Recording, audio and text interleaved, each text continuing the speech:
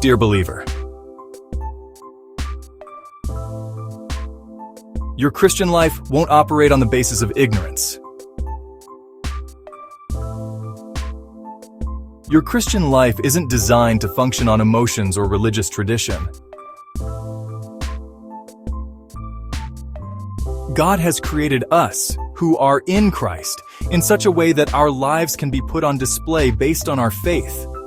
Faith in an intelligent understanding of God's Word, rightly divided. In 2 Timothy 2, verses 7 and 15, Paul tells us to study, rightly dividing the word of truth, in order to be approved unto God, for understanding in all things. But how exactly are we to rightly divide God's word? The simplest yet most effective answer is that we must rightly divide Paul's scriptures from the rest of the scriptures. What Paul wrote, Romans through Philemon, are the commandments of the Lord. See 1 Corinthians 14, verse 37 and 2 Thessalonians 3, verse 17. Paul alone received the revelation of the mystery for our obedience of faith. Romans 16, verses 25 and 26. The rest of Scripture is prophecy. Acts 3, verse 21. Paul gives us 3 time periods in Ephesians 2, time past but now and ages to come. Time past. God made a clear difference between Jews and Gentiles.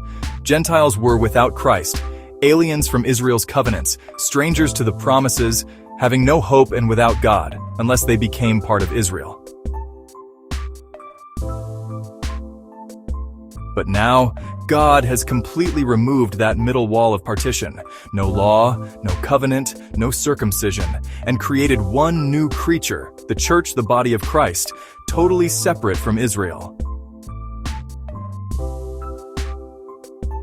Ages to come, God will restore Israel under the new covenant, with his law written in their hearts and circumcision resumed, and Gentiles blessed through her rise, but Israel will still hold her covenantal priority in the kingdom. Genesis through the end of Acts 8 is time past. Romans through Philemon is but now.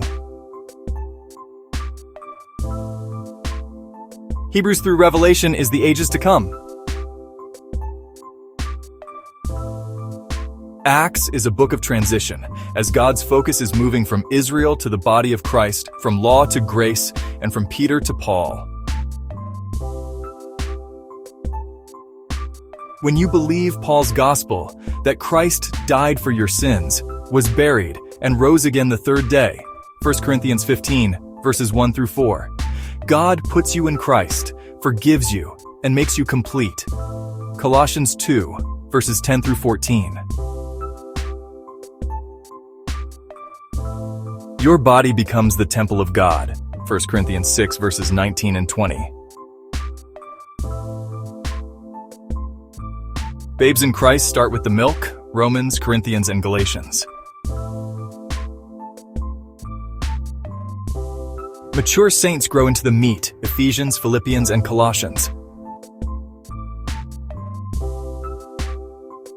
The strong meat comes with Thessalonians, teaching Christ's coming for his body, and with Timothy, Titus, and Philemon, giving instructions for local churches, Ephesians 4, verses 11 and 12.